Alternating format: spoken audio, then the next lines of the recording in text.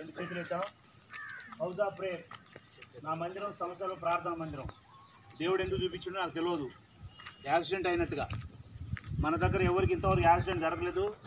ఎవరు బైక్నాలు 4 wheeler 5 wheeler 6 wheeler ఎన్ని టైర్ల బండ్లు ఉన్నాయో ఆ బండ్లన్నిటి కొరకు ట్రైను, ఏరోప్లేను, ఫ్లైటు ఏ వాహనానికి కూడా నష్టం జరగకుండా ప్రార్థన చేద్దాం. ఎందుకంటే ఈ స్థలం మందు చేయబడు ప్రార్థన విధాన కనులు చూసి చెవులాలకు ఇస్తాయి. ఎంతోమందికి యాక్సిడెంట్ అయింది, కానీ ప్రాణాపాయం నుంచి వారు తప్పించబడ్డారు.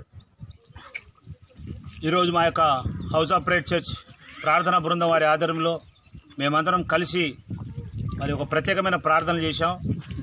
మరి ఈ మధ్యకాలంలో రోడ్డు ప్రమాదాలు ఎన్నో జరుగుతున్నాయి. చాలామంది అంగహీనులు అయిపోతున్నారు. మరి చాలామంది కళ్ళు పోతున్నాయి, కాళ్ళు పోతున్నాయి. చాలామంది ఈ లోకంలో విలువైన ప్రాణాలు కూడా కోల్పోతున్నారు.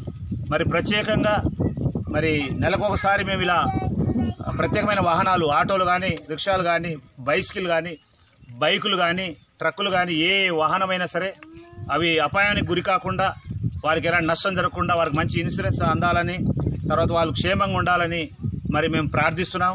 మా యొక్క హౌస్ ఆఫ్ ప్రేయర్ ఎప్పుడు ఎల్లవేళలా అది ఎవరైనా కానీ మరి వారి కొరకు మేము ప్రత్యేకంగా ఈ వాహనాల కొరకు ప్రార్థన చేస్తున్నాం. ప్రమాదాల నివారణ కొరకు ప్రభుత్వం ఎన్నో చర్యలు చేపట్టినప్పటికీ మరి రాంగ్ డైరెక్షన్ రావడము, ఇంకా రకరకాలుగా తాగి సెల్ ఫోన్ మాట్లాడుకుంటూ బైక్ నడపడము వల్ల అనేక అజాగ్రత్త వలన చాలా సంఘటనలు జరుగుతూ ఉన్నాయి.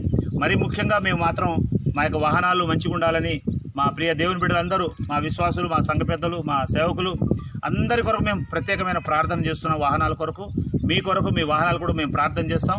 మిమ్మల్ని మీ కుటుంబాన్ని, మీ బైక్ని దేవుడు బ్లెస్ చేయనుగాక, దీవించునుగాక. ఆమేన్. అట్లాగనే దళిత యువతి, మరి అది ఏ కులమైనా ఏ మతమైనా, ఎందుకంటే భారతీయులం అంటే ఒకటే. ఐఆమ్ ఇండియన్, మేము భారతీయులం. అక్కడ స్త్రీ అని పురుషుడని భేదం లేదు.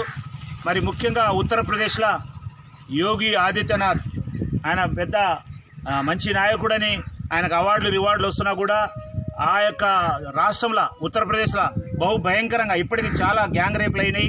చాలామంది అమ్మాయిలను నిట్ట నీళ్ళలో వాళ్ళ భవిష్యత్తును నాశనం చేస్తున్నారు. ప్రాణాలను సైతం లెక్క చేయకుండా వాళ్ళని మరి నరాలు కట్ చేయడం, గొంతు కట్ చేయడం, నాలుక కట్ చేయడం, వాళ్ళని ఆగమాగం చేయడం, ఇదంతా బాగలేదు.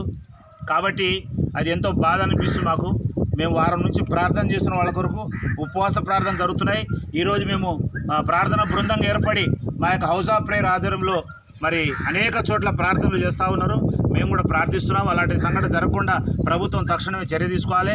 వారిని కంట్రోల్ తీసుకురావాలి, వాళ్ళ కంట్రోల్ చేయాలి. తప్పకుండా సీఎం గారు యోగి ఆదిత్యనాథ్ గారు, అలానే మా తెలంగాణ రాష్ట్ర ముఖ్యమంత్రి, మా భారతదేశ ప్రధానమంత్రి మోడీ గారు దయచేసి మా దేశాన్ని ఒక్కసారి చూడండి. మీరు ఎక్కడెట్లా అన్యాయం జరుగుతుందో, అమ్మాయిలను అఘాత్యాన్ని పాలు చేసి అమ్మాయిలను భయభ్రాంతులకు గురి చేస్తూ ఉన్నారు, కుటుంబాన్ని రక్షణ లేకుండా చేస్తున్నారు. కాబట్టి దయచేసి ఇక చట్టాన్ని, మరి చట్టంగా ఎవరు చుట్టం కాదు, ఒక న్యాయమైన శిక్ష పడాలి వాళ్ళకి తప్పకుండా.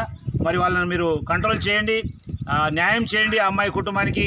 ఇలాంటి సంఘటన తిరిగి మా అమ్మాయిలకు కానీ, అక్కలకు, చెల్లెలకు, అమ్మలకు అట్లా జరగకుండా మరి మాకు న్యాయం చేకూరుస్తారని మేము ప్రార్థన చేస్తున్నాం. మంచి పరిపాలన అందియండి. మీ కుటుంబం, మీ కొరకు కూడా ప్రార్థన చేస్తున్నాం.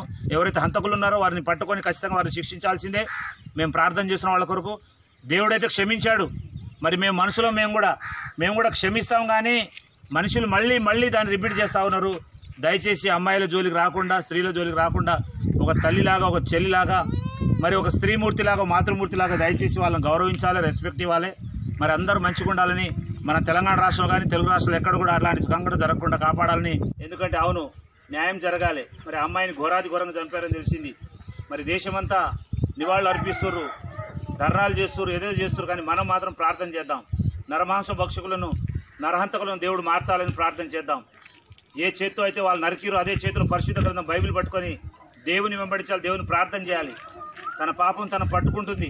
అవును, తప్పు చేసిన శిక్ష పడాలి, దేవుడు శిక్షిస్తాడు తప్పకుండా. మన భారతదేశం అలాంటి మచ్చలేని దేశంగా ఉండాలి.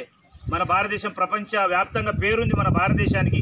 కానీ ఇలాంటి నరమాంస భక్షకులు ఉంటే మన దేశానికి చెడ్డ పేరు వస్తుంది. ప్రార్థన చేద్దాం.